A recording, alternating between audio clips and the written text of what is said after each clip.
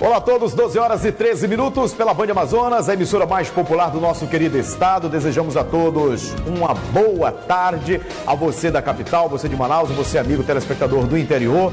Chegamos aí a sexta-feira com aquele satisfação em dizer dever cumprido. Até aqui o nosso bom pai vem nos protegendo e vem nos ajudando, assim também como você telespectador que vem nos auxiliando diariamente aqui na realização do programa Exija Seu Direito. Portanto, muito obrigado mesmo. É sempre bom, né, chegar assim numa sexta-feira e dizer assim, olha, a semana ainda não terminou, ainda temos o dia de hoje, mas até aqui fizemos a nossa parte. Eu falo diariamente que a Deus cabe o impossível e o possível cabe a nós, a cada um de nós. Portanto, é muito importante você acordar diariamente, você dizer obrigado, meu Deus, por mais um dia, por mais 24 horas que Ele está te dando para você fazer o melhor e para você fazer o seu melhor.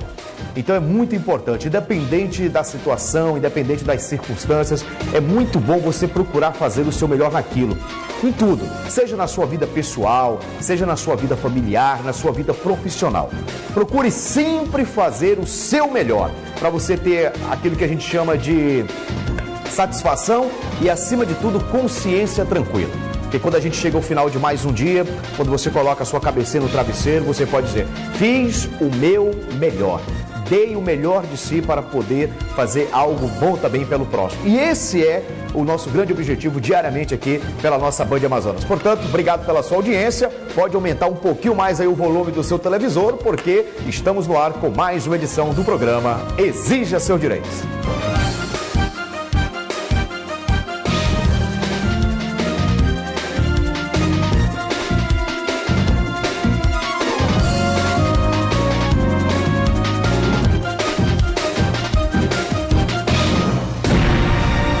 Olha, 12 horas e 15 minutos, nós falamos ontem, né, sobre o que seria notícia no jornal do nosso Band Cidade, e você conferiu aí, todo o desenrolar dos assuntos mais comentados no nosso estado do Amazonas, que foi exatamente a cassação, né, do governador e do seu vice. Por 5-2, o Tribunal Superior Eleitoral decidiu pela cassação do governador do Amazonas, José Melo, do PROS e do vice dele, o Henrique Oliveira, do Solidariedade. A sessão foi realizada na manhã de ontem em Brasília. Confira agora os detalhes.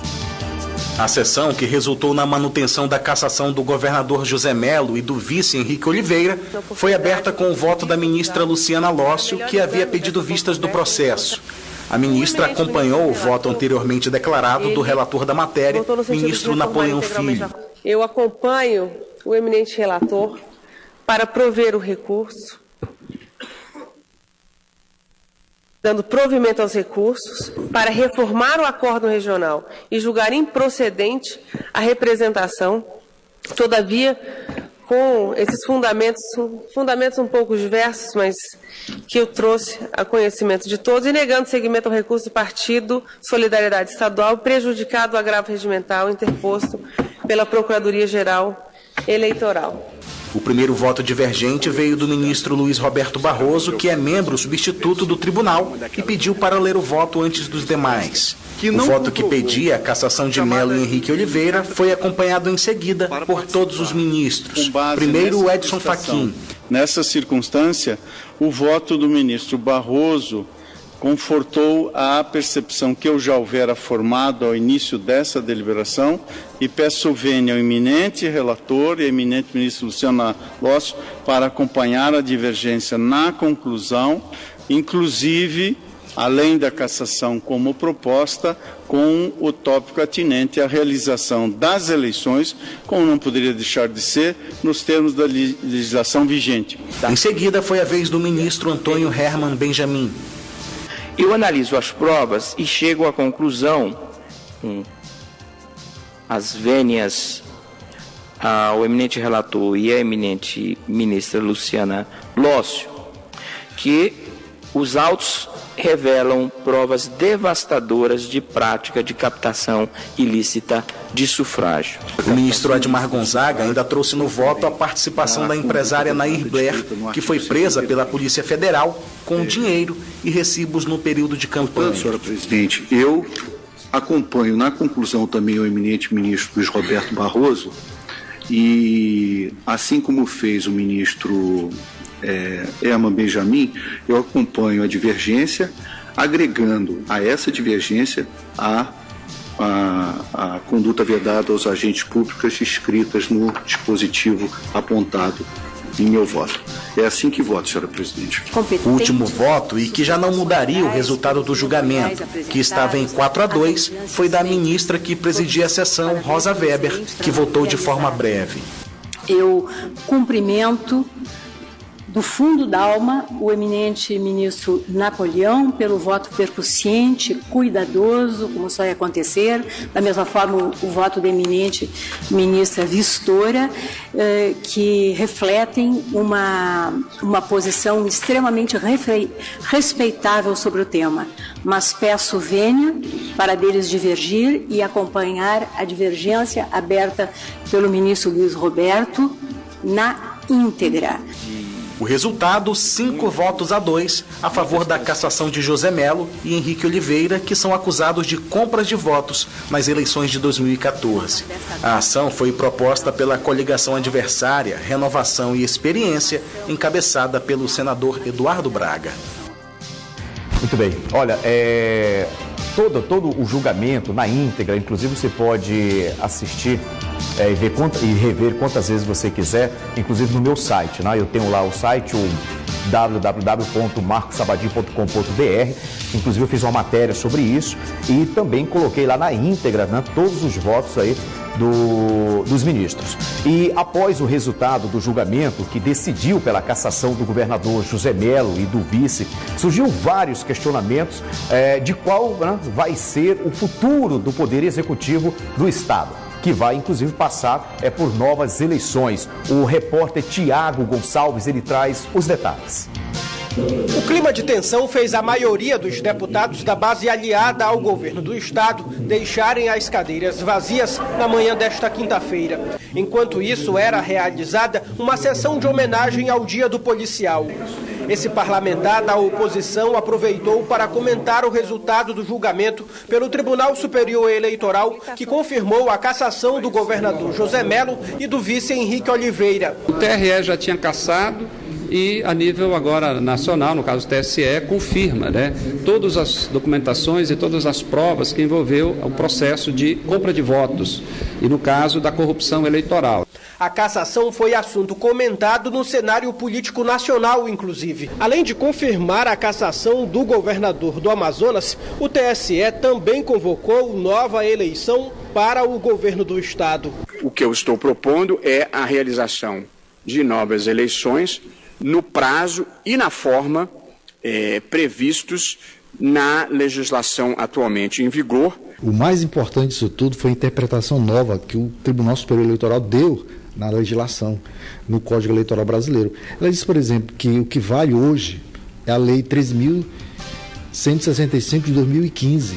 Essa lei diz de forma clara: terá novas eleições sempre que houver cassação de mandatos. Então, nesse sentido, quer dizer, o que se esperava antes, por exemplo, o autor da ação, o ex-governador e senador Eduardo Braga, de que iria substituir José Melo no caso de cassação, não aconteceu. Com a cassação de Melo, quem assume o governo do Amazonas interinamente é o presidente da Assembleia Legislativa do Estado, deputado Davi Almeida, do PSD, já que a aplicação da decisão é imediata e o governador deverá deixar o cargo assim que for notificado.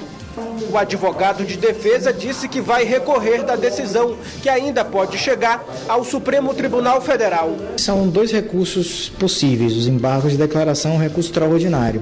Então nós vamos trabalhar com brevidade para remediar, né, o mais rápido possível essa decisão do Tribunal Superior Eleitoral. Ela precisa ser respeitada, é óbvio, mas nós não concordamos com a decisão do tribunal. Esta manhã, o presidente da Assembleia Legislativa também não foi encontrado no plenário para comentar o assunto. Após a efetivação do afastamento do atual governador, ele deve convocar novas eleições no prazo de até 40 dias. Quem estava à frente da mesa diretora era o segundo vice-presidente da Assembleia, deputado Belarmino Lins, que se recusou a gravar a entrevista. Muito bem. Olha, após o anúncio da cassação do governador e do seu vice, se começaram a cogitar muitas coisas a respeito do futuro, né, do governo do Estado. Inclusive já se comenta aí nas redes sociais, a gente vai falar sobre isso, inclusive também você vai ter informações completas no Band Cidade, o nosso jornal aqui da Band, que acontece diariamente às 10 para as 7 da noite, a respeito sobre essa situação.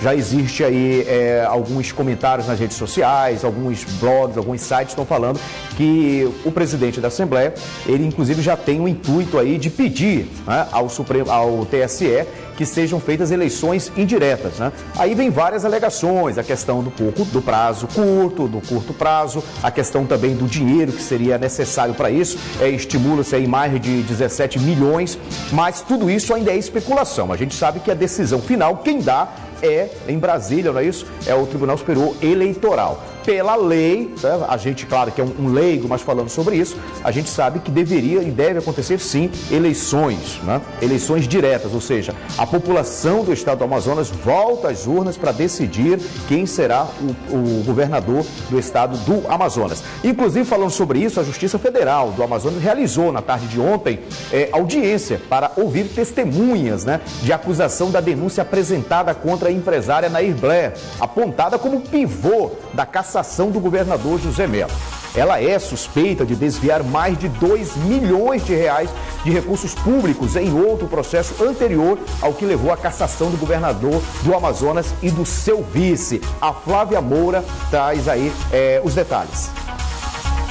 A empresária Nair Blair foi ouvida na tarde desta quinta-feira na segunda vara da Justiça Federal do Amazonas. Pessoas ligadas à entidade fantasma Angra Amazônica também prestaram depoimentos. Ela é suspeita de desviar cerca de R$ 2.535.160 à Angra Amazônica, classificada como OCIP, que é a Organização da Sociedade Civil de Interesse Público, o que faz Nair Blair gestora. Durante o depoimento, que não foi autorizado fazer registro de imagens, Nair Blair negou qualquer vínculo e sim disse ser apenas membro da entidade que tinha a mãe como presidente, a irmã e a filha como tesoureiras. Antes de falar com a imprensa, Nair Blair recebeu algumas orientações e logo alegou a sua inocência. Eu nunca desviei nenhum recurso público. Esses convênios foram feitos, inclusive esse convênio do qual me citam, ele foi prestado contas e já foi aprovado pelo TCU.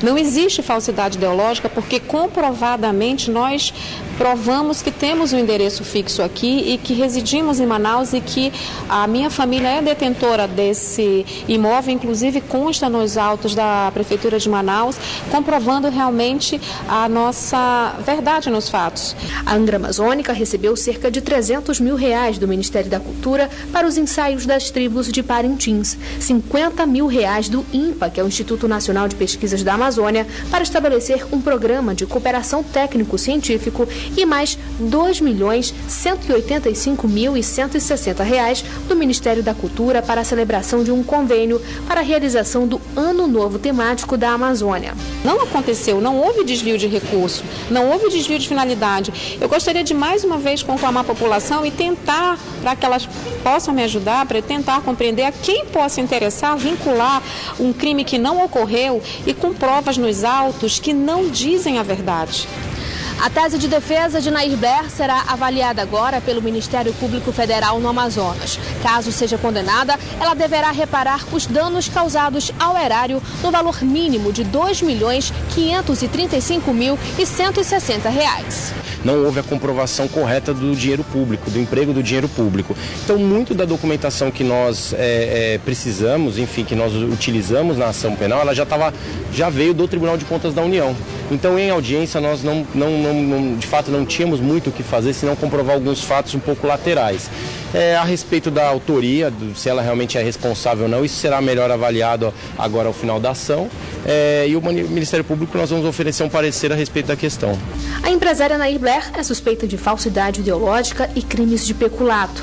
Apesar de ser o pivô da cassação do governador José Mello, a audiência do processo de hoje não tem nada a ver com o caso de cassação. Muito bem. Inclusive, esse caso que foi apresentado aí pela Flávia, que ela trouxe os detalhes na matéria, como ela muito bem disse, não tem nada a ver com a questão da cassação. Mas ela está também envolvida, né, na ação. Inclusive, um dos ministros lá do Tribunal Superior Eleitoral a citou, né, sobre essa questão do pivô da cassação. O que eu vejo nisso tudo, sabe, assim, não só como formador de opinião, mas como cidadão, o que a gente precisa, na verdade, é que, por exemplo, essas ONGs que aí existem, né, que fica tirando dinheiro, que fica recebendo dinheiro dos poderes públicos, precisa de maior fiscalização. Eu acho que também o método, a forma de que isso tudo é apreciado. Tem que ter aquele verdadeiro pente fino. E outra, a partir do momento que esse dinheiro entra para essas ONGs, tem que ter um sistema de fiscalização eficaz. A gente sempre fala nisso, que é a questão da fiscalização, é uma forma de fazer que, inclusive, as pessoas que querem trabalhar com as ONGs, que são sérias, eles possam já também entender, olha, dá pra gente trabalhar sério porque existe fiscalização séria. E as pessoas que têm as ONGs que só com o intuito de querer tirar dinheiro da população, que sejam também, como está acontecendo aí, que elas sejam chegadas até os tribunais, que sejam apuradas, e se comprovado que realmente tem culpa no cartório, como a gente diz na linguagem popular, que venha também a pagar. Um apelo que a gente faz muito aqui, em nome da população, é a questão da morosidade. A gente sempre fala que a justiça, infelizmente, a justiça no Brasil, ela é muito morosa, se demora muito para se ter um resultado de uma ação. Então é preciso, a população vem vivendo aí momentos, isso eu falo da população brasileira no geral, não estou falando só de Manaus e do Amazonas. A população brasileira, ela pede e ainda tem esperança na justiça.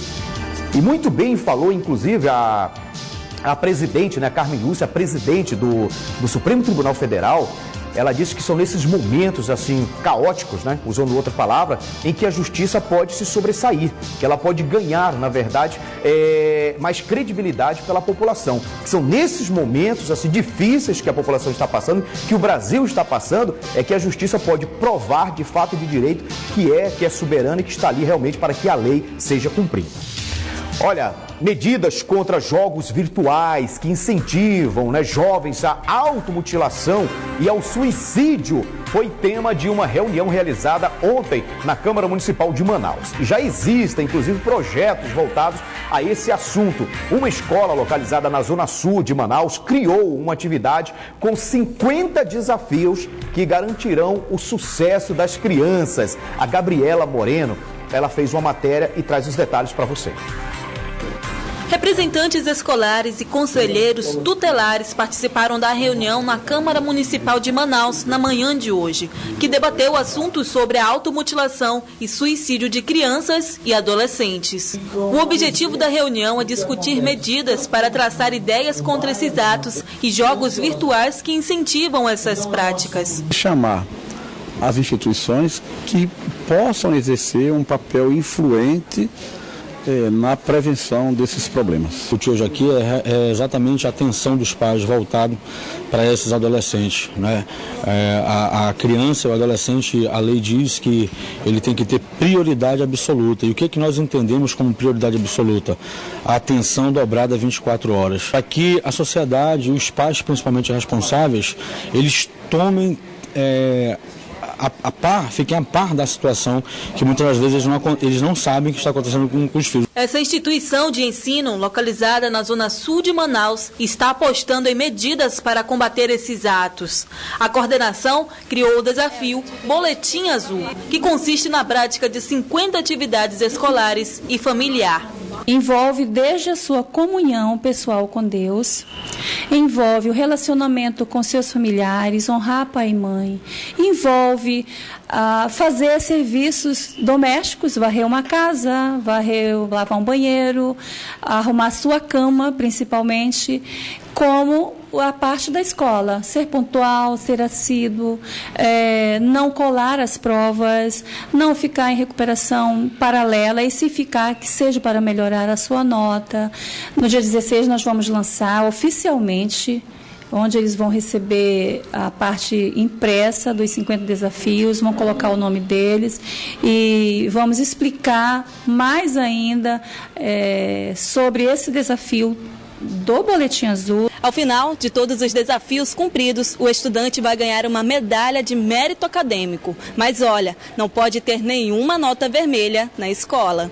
É essa a intenção do Dillon, praticar bons atos e ter notas exemplares no final do ano. Tem 50 desafios, né? possam ficar com boletim azul, com notas muito boas, né? Agradar os pais, né? Todo mundo. Quem não gosta de um 10 na média. Muito bem. Olha, muito bem. Parabéns à iniciativa dessa escola. Parabéns. A gente sempre fala, o mal ele está ao redor. O mal existe. Não adianta você que é pai, você que é mãe, você achar que... Não é bem assim. Existe. O mal existe. Você veja que, por exemplo, você precisa educar, você precisa estar presente também na educação do seu filho. Não é só a questão da escola. A escola está fazendo a sua parte. E muitas das vezes, a gente encontra muitas irregularidades nas escolas. Quantas e quantas matérias, ou quantos e quantos assuntos você já ouviu falar nos meios de comunicação? Né? Quantas matérias também nós já mostramos, inclusive que droga entra na escola, que droga quando entra na família, destrói. E agora ainda vem esses jogos aí, esses jogos virtuais aí, com essa porcaria chamada tal de baleia azul. Isso tudo que vem de fora, adentrando aqui ao nosso país, adentrando as crianças, inclusive já foi tema, inclusive já uma criança aí, existe uma suspeita de uma criança, perdeu a vida, né, por causa desse jogo. A boa do tempo em que o azul era a cor da sandália que a gente levava quando era criança, onde tinha um respeito de pai e mãe. Sabe, a gente tem aí o estatuto, esse ECA, que é um estatuto muito questionado ainda, principalmente por pai e mãe. Então a educação de base ainda é educação familiar. E eu sempre que eu falo aqui diariamente, você que é pai, você que é mãe, você que é tio, você que é responsável por uma criança, você tem que saber 24 horas o que ela anda fazendo. Acompanhar na escola, sabe? Você tem que acompanhar na escola, você tem que acompanhar, inclusive também levar à igreja, acompanhar também na vida social dessas crianças. É muito importante isso. Olha, vendedores ambulantes que foram ontem remanejados para os camelódromos, né, no centro da cidade e que foram transformados em microempreendedores, eles reclamam do baixo movimento de clientes nas galerias. Já nas ruas do centro de Manaus, que foram recentemente revitalizadas, a presença de ambulantes voltou a ser constante, apesar das fiscalizações. A Flávia Moura, ela foi ao centro e ela traz os detalhes para você. Sem mostrar o rosto, essa vendedora ambulante de 57 anos conta as suas dificuldades diárias. A gente corre, porque também eles estão fazendo trabalhos deles, né? Porque a gente tem que respeitar o lado deles. Tiraram a gente daqui, a gente tem que... Quando vem o fiscal, a gente sai. Aí quando ele sai, a gente fica. E assim vai. E assim é todo dia?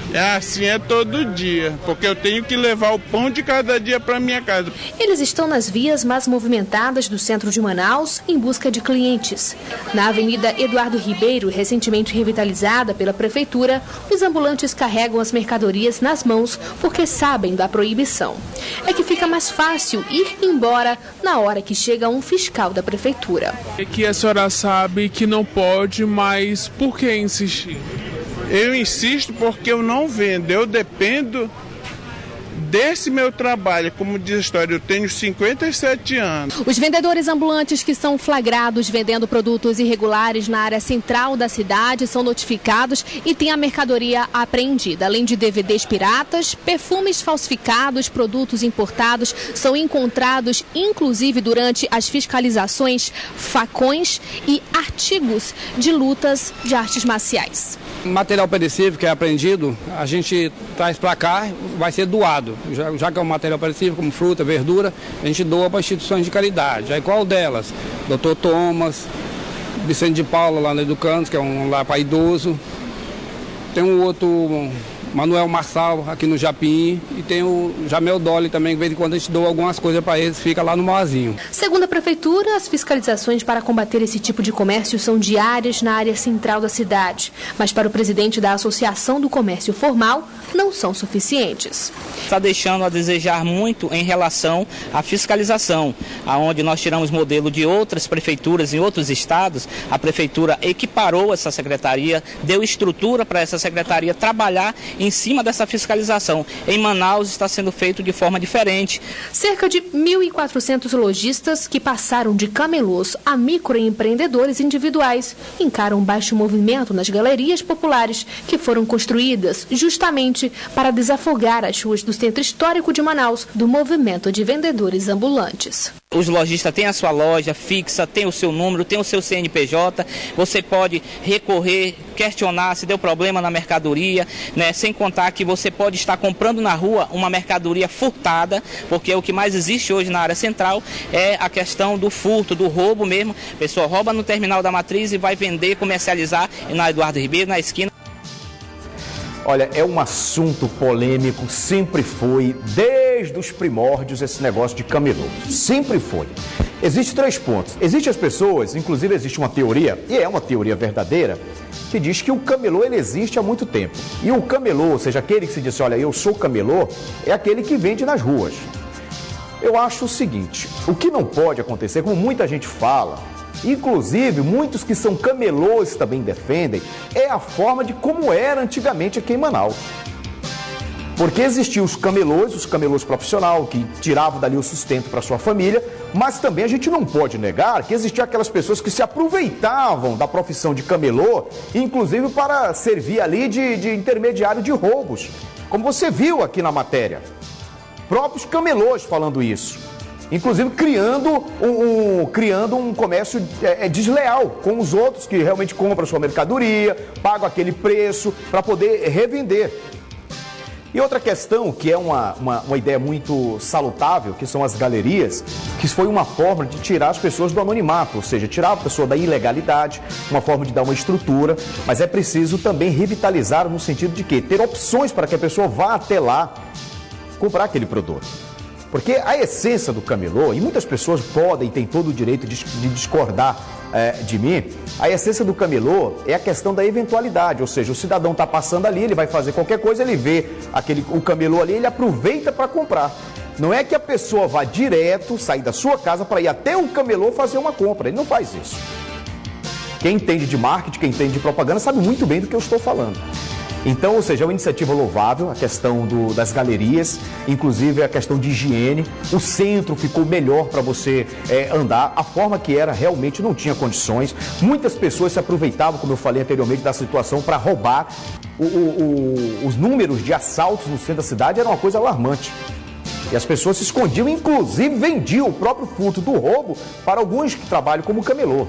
Então é um assunto polêmico, é um assunto que tem que ser muito bem discutido e eu acho salutável porque o poder público está aberto para discussão e é preciso que você que é camelô, você que é um profissional, você que tira daí das suas vendas o sustento da sua família, que vocês venham se organizar realmente e que tenham assim uma entidade que os representem para que exista esse diálogo e que, é claro, seja sempre tida a melhor solução para ambas as partes. Ou seja, o cidadão que vai andar e tem o direito de ir e vir para andar na calçada livremente, como você também tem o seu direito de vender o seu produto.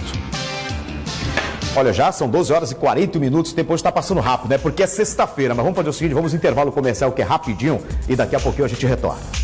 Muito bem, 17 minutinhos para as 13 horas, a gente lembra aí aos nossos telespectadores, aos nossos amigos que nos ajudam inclusive a fazer aqui no programa diariamente pela emissora mais popular, que você pode ver, rever todas as matérias, toda a programação da Band Amazonas através do canal oficial no YouTube. Você pode ir lá no youtube.com/Band Amazonas e você vai ver, rever, comentar e compartilhar toda a programação diária aqui da nossa emissora. Mas agora, falando em questão de compras, falando também de consumidor...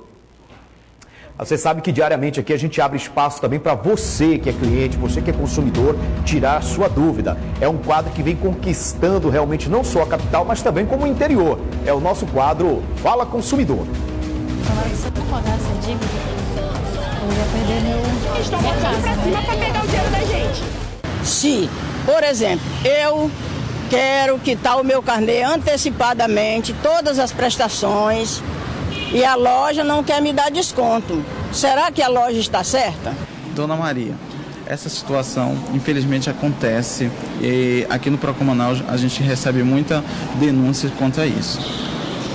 foi feito um financiamento de um produto de 10 vezes e o consumidor, no mês seguinte, deseja quitar as 9 parcelas. Ele tem sim direito a desconto dos juros e multas. Caso o lojista não conceda esse desconto, você pode procurar o Procon Manaus, na rua Afonso Pena, 38, Praça 14, que iremos intermediar, porque o Código de Defesa do Consumidor garante esse desconto.